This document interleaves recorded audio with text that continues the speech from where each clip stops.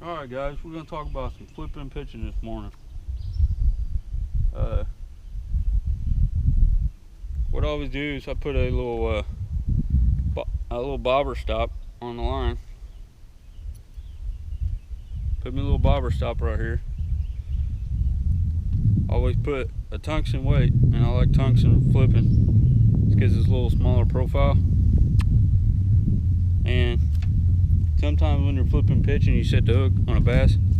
Sometimes that weight will peg in the roof of their mouth and just blow their mouth open.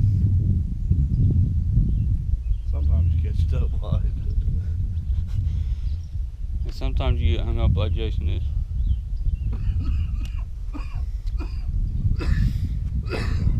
But after I put the bobber stop on, tungsten weight, I use a flipping hook, and I do a snell knot. And the reason I do a snell knot is if you watch this weight, what I was just talking about, the weight blowing their mouth open, it pins in the roof of their mouth and then blows their mouth open. If you watch this hook, when the weight hits it, see how that hook point comes up every time? That hook point will go right in the roof of their mouth when you set the hook. So that's why I snell knot my flipping hooks.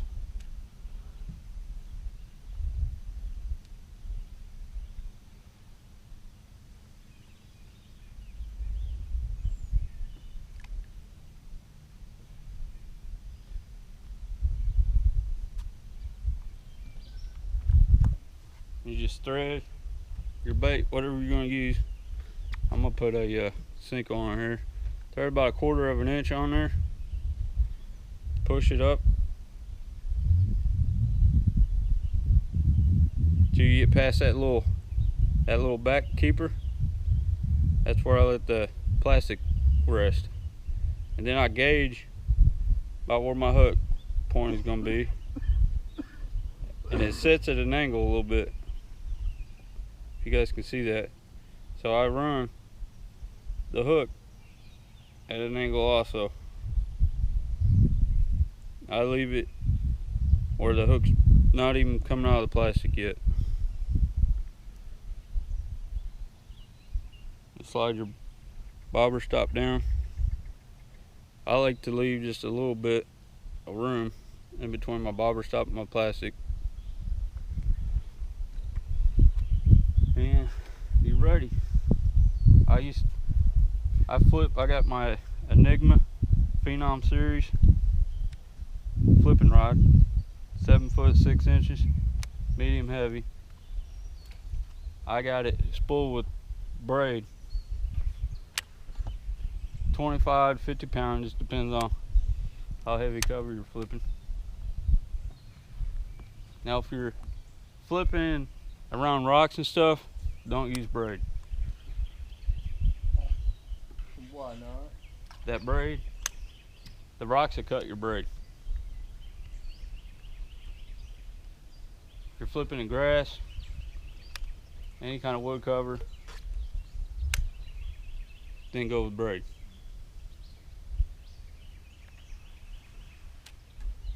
But what I like to do when I'm flipping, I'll roll up line almost where you have to reach up here to grab it, your bait. Grab it up here, lower your rod down, flip it. It'll take a little bit of practice, but let me turn this turd to water again. I'll see if I can make that cast again. Lower your rod down, hold your bait, flip it out there. Like I said, anytime it's good to flip. When you get a lot of rain, the water comes up, those fish will move up in some of that new flooded cover.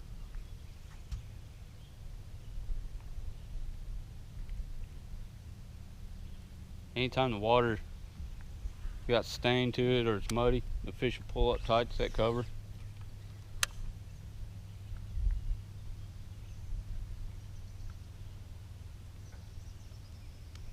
The reason they pull up tight and get in that cover when it gets muddy, they're kind of like we are.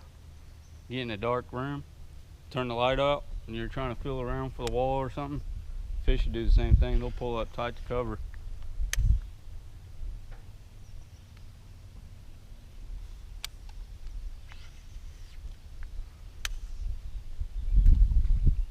I like to use a high-speed reel too, flipping.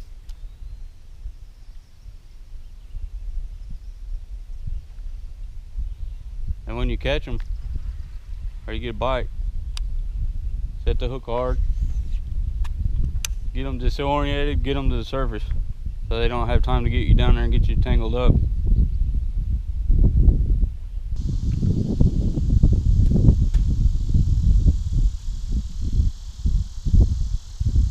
I told you guys earlier the reason I like to use a high-speed reel is because I want to set the hook and get them up out of that cover quick. So I reel with a higher speed reel, you can pick up your line faster, and plus you can get your bait reeled back to you real quick. You can make more pitches in a day, which should equal more bites in a day. But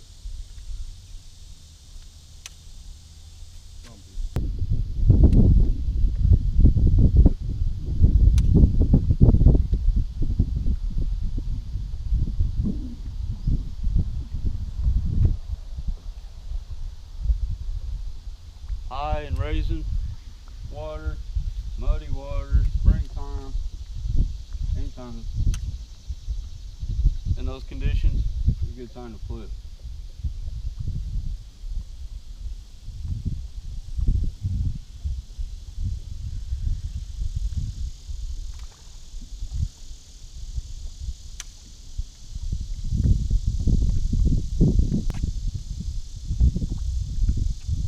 A lot of times you'll feel a thump.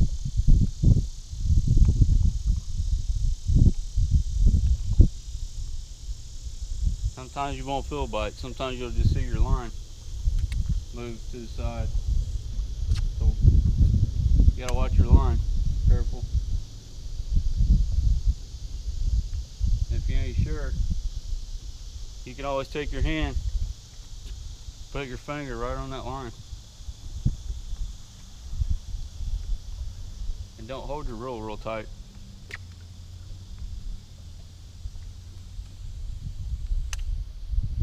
And you still ain't sure, just pick up real slow. If there's something alive on there, you'll feel it.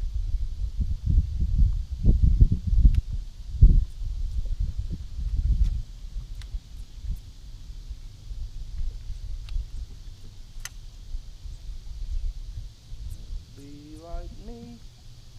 When selecting baits for this flipping and pitching, guys, anytime I'm around a full moon, I'm going to have some kind of soft plastic crawdad on there. Every time. If I think they're a little finessey, I'll have a Cinco or a beaver on there.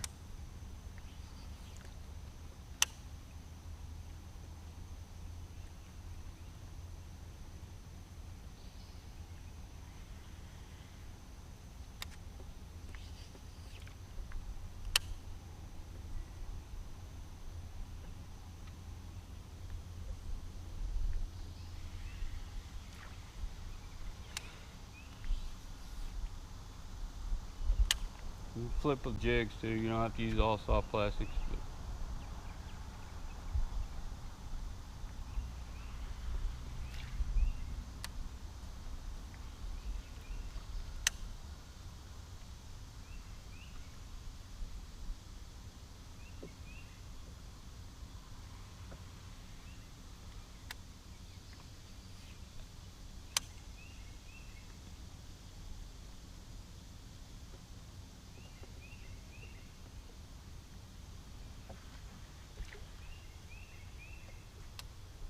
if it's muddy, I want something that's got some kind of appendages on it that'll move some water, like a rage crawl, curly tail, something they can feel moving.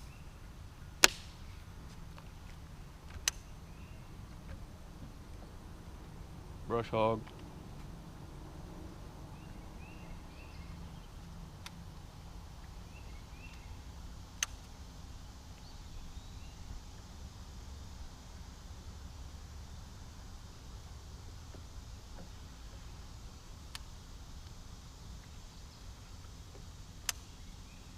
See, this morning I caught him on black and blue jig. They've kind of slowed down a little bit now.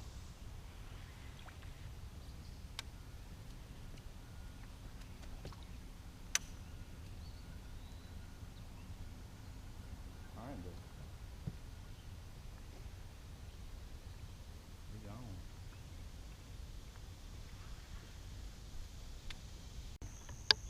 Missed that one.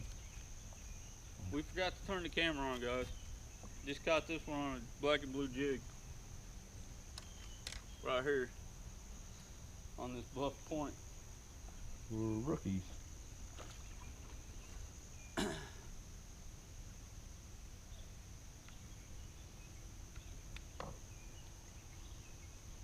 have seen them take them under before, though. Yeah. Yeah, I've seen it take fluid under. Jake, hook up. I got dink. I got dink. We got that one on camera though.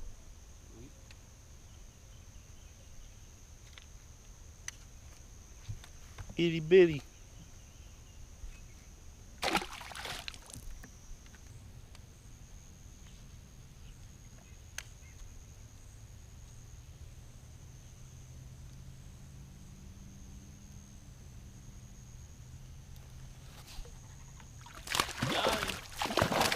That's a decent one. There was another one on this point, wasn't there? That's that one. That was the last physical caught getting on. Yeah, I might stick with it. We sure ain't caught anything else after that. See if you catch anything off that. If not, I don't know what to do. I dang. Oh, he was running with it. Did you see my line going left? I wasn't. I set the hook. I had him for a minute. I don't That know was how it quick. got off. I don't think he was a little one either. But he ran with it. And the way I set the hook. You'll never know.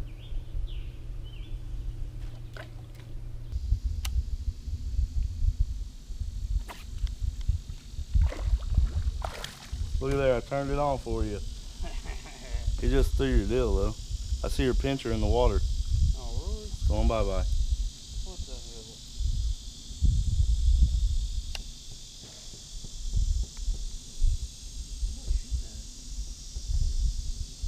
Caught him off that down tree. Yep, it is too.